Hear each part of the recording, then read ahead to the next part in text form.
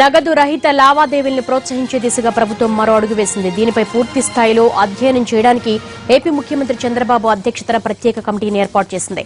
దీనికి చంద్రబాబు నాయుడు కన్వీనర్ గా వ్యవహరించనున్నారు. 13 మంది సభ్యులు ఒడిషా ముఖ్యమంత్రి నవీన్ పట్నాయక్, మధ్యప్రదేశ్ ముఖ్యమంత్రి శివరాజ్ సింగ్ చౌహాన్, మహారాష్ట్ర ముఖ్యమంత్రి దేవేంద్ర ఫడ్నవీస్, పుదుచ్చేరి ముఖ్యమంత్రి నారాయణస్వామి, నీతి ఆయోగ్ సీఈఓ అమితాబ్ కాంత్, పవన్ కుమార్ చామ్లింగ్ ఉన్నారు. పెద్ద నోట్ల రద్దు తర్వాత డిజిటల్ బ్యాంకింగ్ ను ప్రోత్సహించాలని నిర్ణయించిన కేంద్రం దీనిపై అధ్యయనం చేసే బాధ్యతను బాబు కమిటీకి అప్పగించింది. క్యాష్లెస్ ట్రాన్సాక్షన్స్ సమస్యలు, తీసుకోవాల్సిన చర్యలపై ఈ కమిటీ అధ్యయనం చేసి ప్రభుత్వానికి నివేదిక అందిస్తోంది. నగదు రహిత లావాదేవీల కోసం కేంద్ర ప్రభుత్వం ఏపీ ముఖ్యమంత్రి చంద్రబాబు అధ్యక్షతన ప్రత్యేక కమిటీని ఏర్పాటు చేసింది. దీనికి సంబంధించిన పూర్తి సమాచారాన్ని మా ప్రతినిధి ఆలూరి రమేష్ అడిగి తెలుసుకున్నారు. రమేష్, నగదు రహిత లావాదేవీల కోసం కేంద్రం ప్రత్యేక కమిటీ ఏర్పాటు చేసింది కదా, దీనికి చంద్రబాబు ఓకే అన్నారా?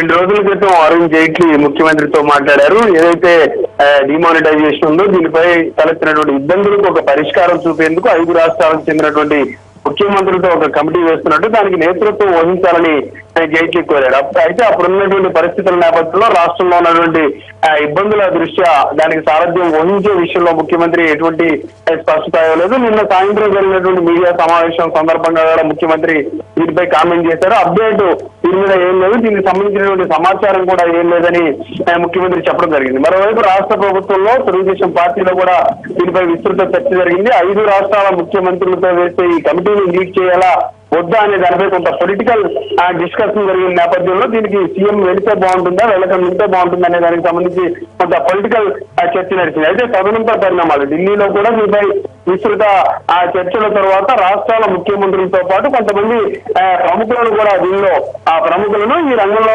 పట్టున్నటువంటి ఆర్థిక రంగంలో పట్టున్నటువంటి వారిని కూడా ఒక కమిటీలో ఏర్పాటు చేయడం ద్వారా ఇది ఒక పొలిటికల్ కమిటీ కాదు, సమస్యను పరిష్కరించేందుకు ఏర్పాటు చేస్తున్నటువంటి ఒక ప్రయత్నంగా కేంద్ర ప్రభుత్వం భావించింది. ఈ నేపథ్యంలో మరోసారి వాళ్ళు ముఖ్యమంత్రితో సంప్రదింపులు జరిపినట్టుగా తెలుస్తుంది. అందులో భాగంగా సీఎం ఈ కమిటీని లీడ్ చేసేందుకు తన అంగీకారాన్ని తెలిపారు. ఇప్పటికే ఈ 22 రోజుల్లో ముఖ్యమంత్రి అనేక సార్లు రివ్యూలు, సమీక్షలు చేస్తా ఉన్నారు. దీనిపై దానికి ఆయన కొంత అవగాహన పట్టు కూడా సంపాదించారని మనం చెప్పవచ్చు. పోస్ట్ మిషన్ అధికంగా వాడడం ద్వారా సమస్యలు అధిగమించవచ్చు అనేది ప్రధానంగా చెప్తున్నారు. 86% నోట్స్ తిరిగి మళ్ళీ చాలా మందిలోకి వచ్చే అవకాశం లేదు. ఉన్న ప్రజలంతా కూడా టెక్నాలజీ ఆన్లైన్ బ్యాంకింగ్ అలవాటు చేసుకోవాల్సింది అనేది ప్రధానమైనటువంటి అంశంగా ఉంది. దీనిపై కొంత సమాచారం ఇప్పటికే ఆయన తన కసరత్తులో భాగంగా సేకరించుకోగలిగారు. ఈ కసరత్తు ఆయనకు ఉన్నటువంటి అనుభవం నేపథ్యంలో ఈ బృందానికి సారథ్యం వహించాల్సిందిగా కేంద్ర ప్రభుత్వం ఆయన కోరింది. దానికి ముఖ్యమంత్రి చంద్రబాబు సమ్మతిని వ్యక్తం చేశారు. దేవి,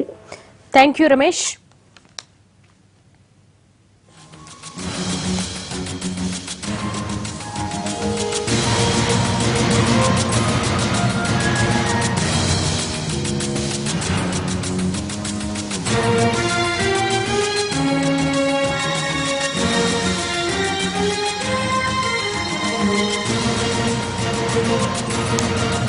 Thank you.